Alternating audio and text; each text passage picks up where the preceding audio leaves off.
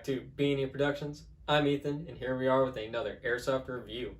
So today we're going to be taking a look at the Krytac CRB MK II. This has been probably one of the guns that I've owned the longest, just second to my 1911 by Elite Force. I've had it for about 4 or 5 years now.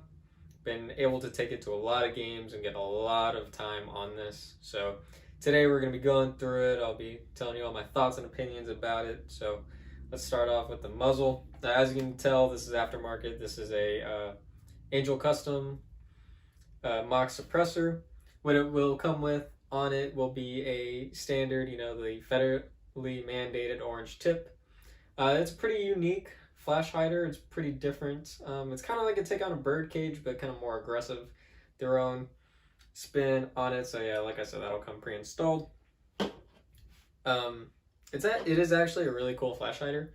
So what they did is in the box they included a metal one. If you just wanted to take the orange one off, you can just go ahead and throw the metal one on, and I think that's fantastic. I think more manufacturers should be doing that because most of us take the orange tip off anyway or paint it. So I think throwing one in the box was a great idea. One thing to note, on this gun, it uses an Allen key there's like a screw that'll hold this in place. So there is an Allen key that you'll have to use to take that off. I don't believe that's included. Like I said, I bought this gun 4 or 5 years ago. So if you have a set of Allen keys, you'll just unscrew that and then you'll be able to screw this on. Same thing with taking it off. You'll take that screw out and then you'll be able to unscrew this.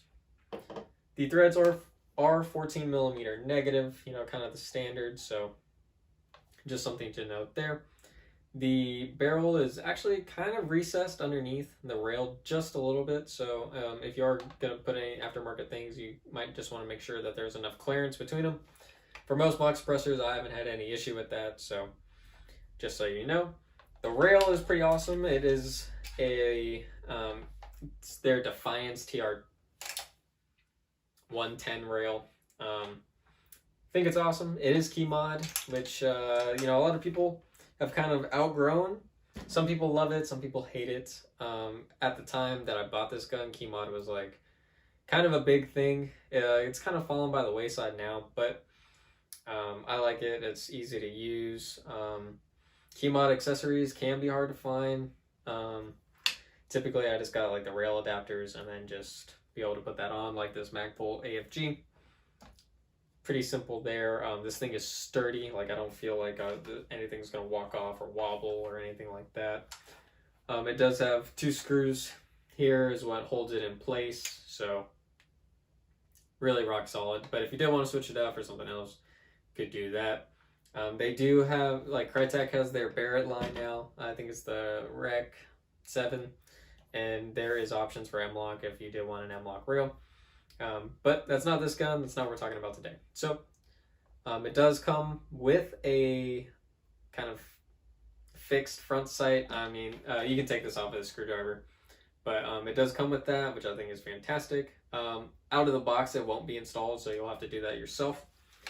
And it also comes with a rear sight as well, a chopped block on there. So, and this one is a screw as well, very easy to take on and off, which is pretty awesome. On the rail here, I know I'm kind of jumping around here, but on the rail you do have some nice numbering. So like this is like T36. So say you're taking things on and off a lot, you have that notch there. It's like, okay, I know it goes on this one in particular, so you can just go ahead and throw that on there. Rail is nice and monolithic. It matches up very nicely with the receiver, so you should have no problem there. The way I have this set up is I have my front sight, my red dot, and that's co-witnessed through that, so I can use both at the same time.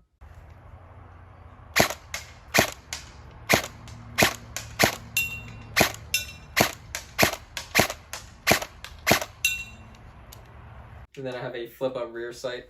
Have I ever used it? No, but I mean, it looks cool. This is plastic, so it doesn't take up a lot of weight. It's an APS Rhino one. I like that better than having this there and kind of have it in the way. For my red dot, I'm running a Primary Arms MD-RGB2.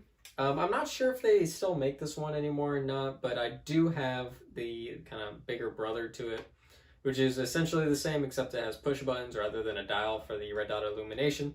So if this is still available, I'll put that in the description. If not, I'll put the other one on there. So the rail and the receiver up here, great, solid. Can't really go wrong with that. On this side, it's got Virginia, USA in white. For my sling, as you can tell, I kind of just took the ends off. Pretty cheap matrix sling. As we're kind of getting more into the receiver here, this thing is built very nicely. It's kind of like a billet style receiver. It's very solid, and I love the way this is. Like just the feel and the texture of this, I really enjoy it. I think they did a great job with etching things in rather than, you know, painting them or having it where it's like super bright white. For example, this one is manufactured in Taiwan for training use only, and then a serial number. And then on this side, we have the Krytac logo and then Trident up here. The grip is great. I love the grip. It's very comfortable. It's not like an A2 where it's got like something sticking out on you. It's very comfortable. Able to get a good grip on it. No complaints there. This is an ambidextrous gun. So, you got your semi and full auto. I have had some issues with my selector. One of my first games that I was able to actually play with this, my gun just went dead. Just stopped working. Changed batteries, didn't help, just nothing. Gun wouldn't cycle, wouldn't even, nothing. So I went to a tech and I had them take a look at it. This was after I took the whole thing apart because I thought, oh, maybe there's something noticeable that just is off. I took the gearbox out, took all this apart, took the barrel off and everything, and couldn't figure it out. So I took it to a tech and my trigger contacts went out. And one thing that I noticed is once I got the gun back is my safety selector is a little sluggish. Like it's still positive, but like if I try to manipulate it with my thumb here, it's pretty stiff. I mean, trying to do it like that, yeah. Typically I just use my right thumb and no problem there, but that is just something to note. I don't necessarily think I did something wrong. Maybe I could have, I don't know. Or maybe I just got a bad gun. It happens, it's Airsoft, but that was kind of something that was off-putting when I bought this. But took it to the tech, fixed it right up, performs great, but that is just something to note. I did have a problem with that. Other than that, though, I haven't had any issues. Knock on wood here. But, yeah, just something to note and talk about. Magazine, I think it's a standard 350 round high cap. So I got the wheel at the bottom. Honestly, they're okay. I really prefer mid cap, so typically I'll run a PTS EPM. Love these mags, fit and feed great. If not, I'll be running KWA 120s. They all fit and feed very well. Some kind of mock features, you get a dummy forward assist. And then charging handle is, you know, just like a standard charging handle. But it does work. I love it holds the bolt open and it does have a rotary style hop up, which is amazing for being able to do any of those quick adjustments. And then the bolt catch actually does work. So if you press that in, it shuts this side. So pretty cool. I love that. I mean, does that affect the function of the gun? Not at all, but I think it's just a nice touch. Dust cover is pretty a-okay. I mean, it's a dust cover.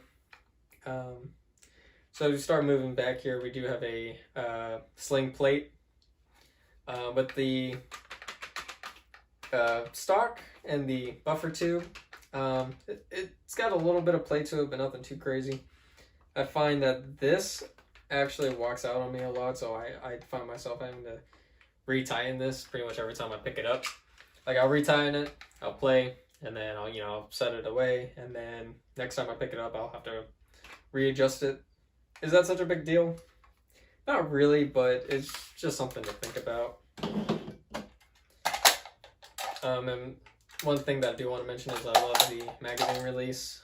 Almost all the mags that I put in here drop freely, so nothing really gets stuck in the mag well, which is fantastic.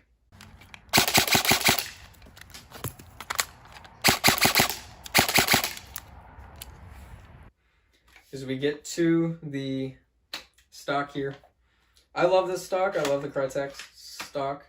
It does have a hole at the top, and then the buffer tube is numbered. So, like, say, like I'm on 4, and to me that's my perfect spot. Pretty easy to take out the battery thing. Just something to know, you do have a nice little slot here to run a sling through if you would like. And then it also has QD sling mount points, which are fantastic. Typically, when I put a Ferro Concept sling on here, I'll just use the QD mount, and then I'll just use the HK hook on this side. For this, you'll just push in these 2 tabs, and pops it right off. Very easy to use. You have all your cables and such back here, but I think it's pretty roomy stock. Believe it or not, I actually prefer this over the PTS enhanced polymer stock. I feel like this is more comfortable, and I don't know, I just like it better. But the PTS stock is pretty awesome. I have that on my G&G CM16. But just something I wanted to talk about there. I really do like the stock. I think it's easy to get batteries in and out of. I like all the different attachment points for slings and whatnot. And yeah, it's a pretty great rifle. We'll go ahead and throw up the Chrono now. 315.9, 342.2, 314, 317, 314, 314, 313. Cool. So we just got back from the Chrono. I think it shoots solid. It's just a really enjoyable gun. The trigger feels nice and responsive, very snappy. Taking it apart, like I said, taking it apart wasn't too bad. Hopefully you never have to do that. And quite honestly, I would probably just turn it over to a tech. So I won't mess anything up, or, you know, I don't want to be the person who, like, oh, it was a simple fix, and then I took everything apart and made it worse. So yeah, but overall, really solid performer. This thing has lasted me for 4 or 5 years now, and I think it's great. So if you have any questions about this or any of the accessories, I'll put links to those in the description below. But yeah, thank you so much for watching. I hope you enjoyed, and have a great rest of your day.